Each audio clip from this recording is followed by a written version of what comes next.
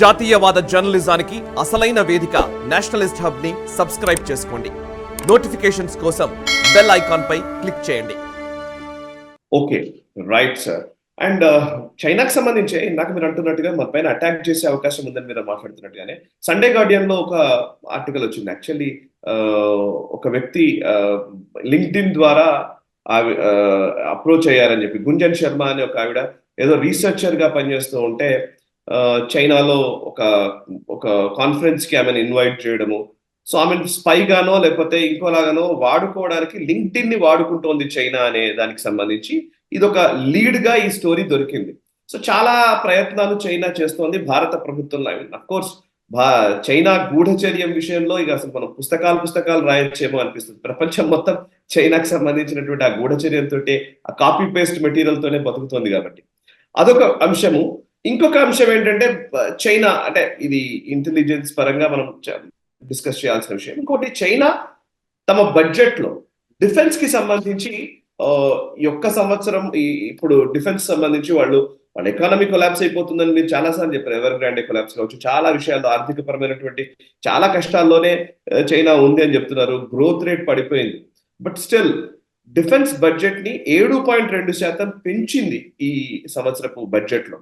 So almost $230 billion cross చేసిన పరిస్థితి. ఇది భారతదేశంతో పోల్చితే సుమారు మూడు రెట్లు ఎక్కువ అని అంటున్నారు. సో ఈ రెండింటిని మీరు ఎట్లా అర్థం చేసుకోవాలంటారు, ఒకసారి వివరిస్తారా? అంటే మనకు చైనాలో పరిస్థితులు విషమిస్తున్నాయి. వాళ్ళ దేశంలో పరిస్థితులు విషమించే కొద్దీ షీ జిన్పింగ్ తను ఏదో సక్సెస్ అనేది చూపించుకోక తప్పట్లేదని.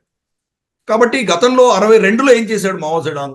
కోట్లాది మంది ఆ దేశంలో చనిపోతే ఇతను చేసిన పిచ్చి పనుల వల్ల, కల్చరల్ రెవల్యూషన్ పేరిట, తర్వాత పిచ్చుకలను చంపేయడము, ఇటువంటివన్నీ పిచ్చి పనులు చేయడం వల్ల కోట్లలో మనుషులు చనిపోయిన తర్వాత వాళ్ళ మనసు మళ్లించడానికి కోసం భారతదేశం యుద్ధం చేశాడు. అక్సాయ్ చిన్ని ఇవన్నీ ఆక్రమించుకున్న విషయం మనకు తెలుసు. కాబట్టి షీ జిన్పింగ్ కూడా అటువంటి పరిస్థితే రాబోతున్నది. షీ జిన్పింగ్ కి మళ్ళీ ఆ దేశంలో మళ్ళీ వాళ్ళ ఎకానమీ రివైవ్ అయ్యేటువంటి సూచనలు మనకు కనిపించట్లేదు. వాళ్ళ డెమోగ్రఫిక్ ఫాల్ మనం చూస్తున్నాము. వాళ్ళ స్టాక్ ఎక్స్చేంజ్లు పడిపోతున్నాయి, వాళ్ళ ఎక్స్పోర్ట్స్ పడిపోతున్నాయి. ఇలాగ ఎన్నో అంశాల్లో చూస్తే కానీ రియల్ ఎస్టేట్ కొలాప్స్ అయింది. ఇవన్నీ అంశాల దృష్ట్యా అతని మీద ఒత్తిడి వచ్చినప్పుడు ఏదో యుద్ధం చేసి దేశం కోసం మనం అందరం పనిచేయాలి, మన ఇబ్బందులు మనం పక్కన పెట్టాలి అన్నటువంటి ఒక ఇష్యూ ముందుకు తీసుకొచ్చి దేశాన్ని కలిపే ప్రయత్నం చేయబోతాడు అతను. మరి టైవాన్ మీద యుద్ధం చేయగలడా? టైవాన్ మీద యుద్ధం చేస్తే బహుశా జపాన్, అమెరికా దాంట్లో దిగేటువంటి పరిస్థితి. ఇంకొక సాఫ్ట్ టార్గెట్ ఏంటి? ఫిలిప్పైన్స్ మీద దాడి చేసేటువంటి అవకాశాలు ఉన్నాయి. వాళ్ళని సతాయిస్తున్నారు. కానీ ఫిలిప్పైన్స్ని అటాక్ చేస్తే అక్కడ కూడా అమెరికా ఉన్నది. అమెరికా కూడా అక్కడ వాళ్ళకి సమర్థించేటువంటి పరిస్థితులు ఉన్నాయి. సో ఏ కూటమి లేకుండా వాళ్ళ రక్షణ వాళ్లే చూసుకునే ఏకైక దేశం భారతదేశం. కాబట్టి మనకు షీ జిన్పింగ్ చేసేటువంటి పరిస్థితుల్లో, అతను చేస్తున్నటువంటి దుశ్చర్యల్లో మనకు కొంత రిస్క్ అన్నది మనకు ఉన్నది. ఈ $230 బిలియన్ వాళ్ళ బడ్జెట్ పెంచడానికి వెనకాల అసలైన కారణం ఏంటంటే అమెరికా అతని టార్గెట్, భారతదేశం కాదు. భారతదేశం at best is a nuisance for that.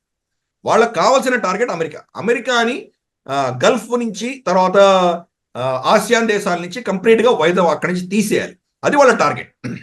Xi Jinping గతంలో గత ప్రభుత్వాలతోటి, ఒబామాతోటి కావచ్చు, వీళ్ళందరితోటి కూడా చర్చించింది ఏంటంటే ప్రపంచంలో మనం ఇద్దరే శక్తులు ఉందాము, ప్రపంచాన్ని పంచుకుందాం, మీ స్ఫియర్ ఆఫ్ ఇన్ఫ్లుయెన్స్ మీరు పెట్టుకోండి, నాది నేను పెట్టుకుంటాను, మన ఇద్దరం పంచుకుందాం అని చెప్పి చెప్పడం జరిగింది అప్పట్లో. అల్టిమేట్ గా ఇప్పుడు ఏమైంది? అది ఫ్లాప్ అయింది. మల్టీపోలార్ వరల్డ్ అన్నది వచ్చింది ఇక్కడ. సో ఈ బెదిరింపు చర్యల కోసం అంత ధనం వెచ్చిస్తున్నాడు. నిజంగా ఆ దేశ ప్రజల పరిస్థితి ఏంటి? ఈరోజు చూస్తున్నాం, లక్షల్లో వాళ్ళు అక్కడి నుంచి పారిపోయి వాళ్ళు మెక్సికో బార్డర్ గుండా వాళ్ళు అమెరికాలో ఎంటర్ అవుతున్నారు. మనం చూస్తున్నాం. దాన్ని కూడా చర్చించాం మనం. ప్రతి టెక్నాలజీని వాళ్ళ దేశం యొక్క రక్షణ కోసమో లేదా గూఢచర్యం కోసమో వాడుకుంటారు. వాళ్ళు టిక్ టాక్ దగ్గర నుంచి తీసుకొని వాళ్ళ ఉన్న అన్ని కూడా అలాగే వాడుకుంటారు. అందుకనే మన భారతదేశం ఏం చేసిందంటే గల్వాన్ యుద్ధం అయిన తర్వాత రమారమి ఒక 300-400 యాప్స్ మనం బ్యాన్ చేసాం. ఎందుకు బ్యాన్ చేసామంటే ఇక్కడి నుంచి మన డేటా తీసుకొని వాళ్ళు చూస్తున్నారు. ఫర్ ఇన్స్టెన్స్ మన ఆధార్ కార్డ్ డీటెయిల్స్ కావచ్చు, లేదా మన కోవిడ్ డీటెయిల్స్ కావచ్చు, ఇవన్నీ కూడా మన సెల్ ఫోన్స్ లో ఉంటాయి కాబట్టి, కోవిన్ యాప్స్ లో కానీ వీటిలో ఉంటాయి కాబట్టి ఇవన్నీ వాళ్ళు చదివేయచ్చు. మన మొత్తం డెమోగ్రఫీలో మన వల్నరబిలిటీ ఏంటి, ఎటువంటి రోగాలు వస్తున్నాయి, ఎటువంటి శక్తి మనకు ఉన్నది, ఇవన్నీ వాళ్ళు తెలిస్తే కనుక మన మీద బయోలాజికల్ వార్ఫేర్ చేయగలిగినటువంటి ప్లాన్ వాళ్ళు వేసుకోవచ్చు. అందుకని ఇవన్నీ కట్ చేశాం. లింక్ వాళ్ళ దేశంలో మాత్రం ఫేస్బుక్ కానీ, ట్విట్టర్ కానీ, గూగుల్ కానీ ఏవి పనిచేయవు అక్కడ. కానీ ఈ ఈ అన్ని ఐటీ కంపెనీలు, అమెరికాలో పనిచేస్తున్న ఐటీ కంపెనీలు అన్నిటికీ కూడాను ఆదాయం చైనా నుంచి వస్తుంది. అంటే చైనా వీళ్ళందరినీ లిటరల్గా పైసలు ఇచ్చి కొనుక్కుంది అని అర్థం చేసుకోవాలి. అందుకని అలాగే లింక్డ్ ఇన్ కూడా వాడుకుంటున్నది. అది మన సర్ప్రైజ్ ఏం కాదు. అది ఒక న్యూస్ బయటకు వచ్చింది. రమారమి మనకు అమెరికన్ వాళ్ళ ఎంబసీ కావచ్చు, వాళ్ళ అసెట్స్ కావచ్చు, ప్రభుత్వ అసెట్స్ కావచ్చు, రోజుకి కొన్ని 10-20 వేల సైబర్ అటాక్స్ వాళ్ళు జరుగుతుంటాయని చెప్పి వాళ్ళు చెప్పడం జరిగింది. సో అందుకని చైనా యొక్క ఒక గుండాగిరి అన్న దాంట్లో ఎటువంటి మార్పు నాకైతే కనిపించట్లేదు.